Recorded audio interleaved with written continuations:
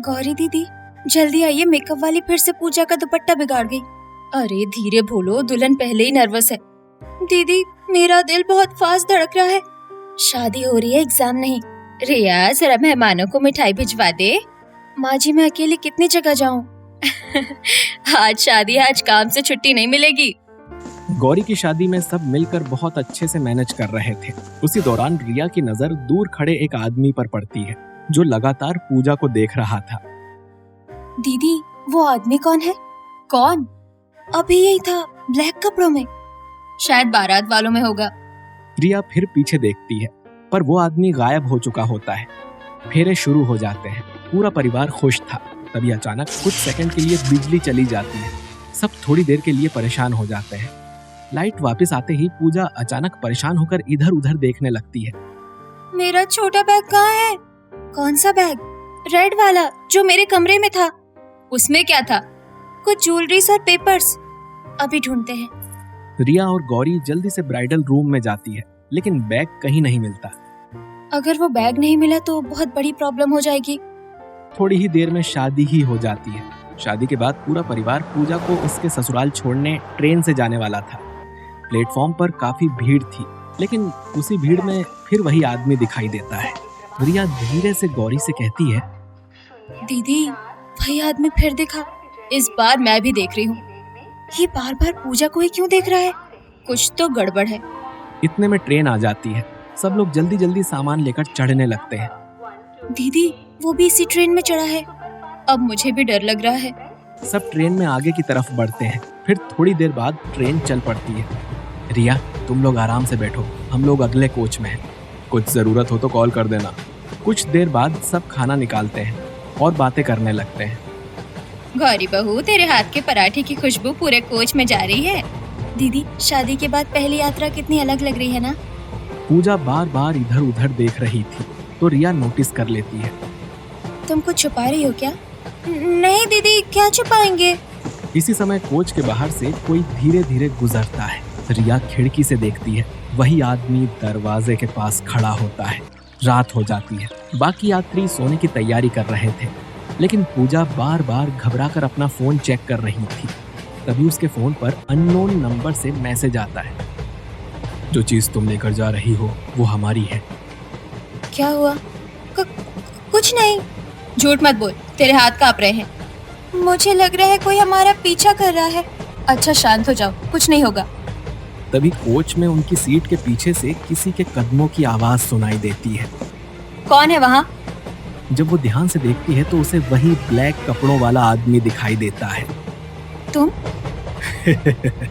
गलत कोच में आ गया शायद। शादी से लेकर अब तक हर जगह तुम ही दिख रहे हो। कौन हो तुम? ट्रेन में सफर कर रहा एक पैसेंजर। झूठ मत बोलो। पूजा डर कर नीचे देखने लगती है। भाई साहब आपको जो चाहिए साफ साफ बोलिए। जो चीज इनके पास है वो बहुत लोगों की जिंदगी बदल सकती है। क्या मतलब? इतना बोलकर वो आदमी चला जाता है। दीदी अब तो कंफर्म है कुछ गड़बड़ है। पूजा सच क्या है? मैं अभी कुछ नहीं बता सकती। अभी नहीं बताओगी तो बाद में बहुत देर हो जाएगी। ट्रेन अगले स्टेशन पर कुछ मिनट के लिए रुकती है। बाहर बहुत भीड़ होती है। उसी दौरान एक आदमी जल्दी जल्दी किसी पैसेंजर का बैग बदलने की कोशिश करता है। भाग दौड़ में वही सस्पिशियस बैग गलती से पूजा के सामान के पास आ जाता है। ट्रेन फिर चल पड़ती है। किसी को पता नहीं चलता कि बैग्स अब पहले जैसे नहीं रहे। रात और गहरी हो जाती है। बाकी पैसेंजर्स सो चुके थे। रिया अपना चार्जर ढूंढते हुए गलती से वही सस्पिशियस बैग खोल देती है। ये बैग इतना हैवी क्यों है? शायद पूजा का होगा। नहीं उसे मत खोलो।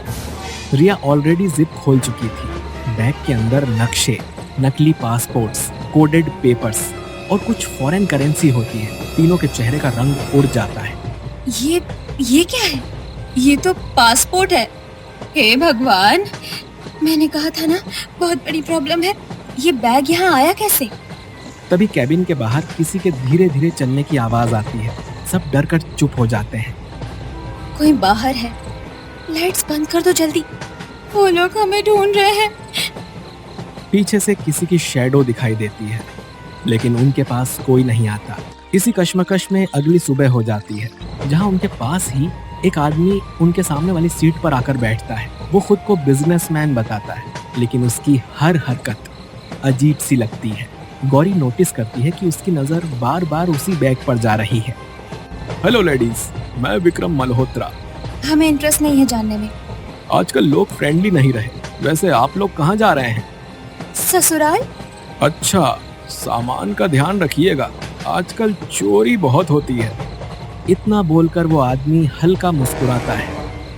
दीदी, ये आदमी नॉर्मल नहीं है, इसकी नजर बैग पर ही है। अब मुझे सच में डर लग रहा है। रिया और गौरी आखिर पूजा पर दबाव डालती है। काफी देर चुप रहने के बाद पूजा रोते हुए पूरा सच बताने लगती है। अब और कुछ मत छुपाओ। ये सब क्या है पूजा? शादी से पहले मेरे ऑफिस में कुछ फाइल्स गलती से मेरे पास आ गई थी। कैसी फाइल्स? इलीगल डॉक्यूमेंट्स, कुछ स्मगलिंग और फेक पासपोर्ट से जुड़े पेपर्स। क्या? मैं उन्हें लौटाने ही वाली थी, लेकिन तभी किसी ने मेरा पीछा करना शुरू कर दिया और वो मिसिंग बैग, उसी में कुछ कॉपीज थी। मतलब शादी से पहले से लोग तुम्हारे पीछे पड़े हैं। पूजा सच बता ही रही थी कि अचानक पूरे कोच की लाइट्स बंद हो जाती हैं। चारों तरफ अंधेरा फैल जाता है। पैसेंजर्स घबरा जाते हैं। उसी अंधेरे में किसी के तेजी से उनके केबिन की तरफ आने की आवाज सुनाई देती है। हे भगवान, ये लाइट अचानक कैसे चली गई? दीदी, कोई हमारी तरफ आ रहा है। सब लोग एक साथ रहो, कोई अलग मत होना। वो लोग बैग लेने आए हैं। अचानक कोई अंधेरे में पूजा का बैग खींचने लगता है। पूजा जोर से चिल्ला उठती है। मेरा बैग छोड़ो। कौन है वो? रिया, लाइट्स वाला स्विच ढूंढो। बैग हमें दे दो, वरना अच्छा नहीं होगा।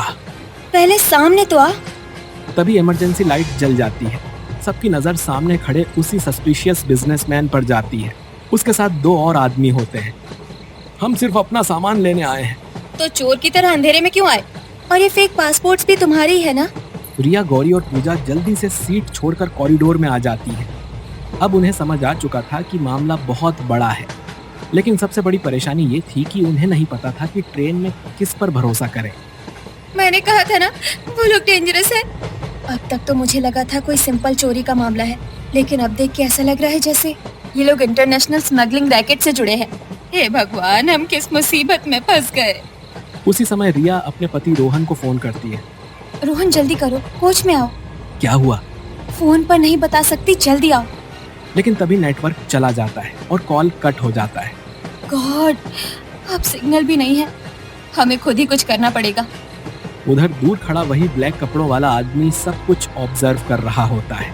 ट्रेन अगले स्टेशन पर रुकती है। तभी दो आदमी पुलिस यूनिफॉर्म पहनकर कोच में आते हैं और सीधे पूजा के पास पहुंच जाते हैं। हमें सूचना मिली है कि आपके पास इलीगल डॉक्यूमेंट्स हैं। नहीं। बैग हमें दे दीजिए।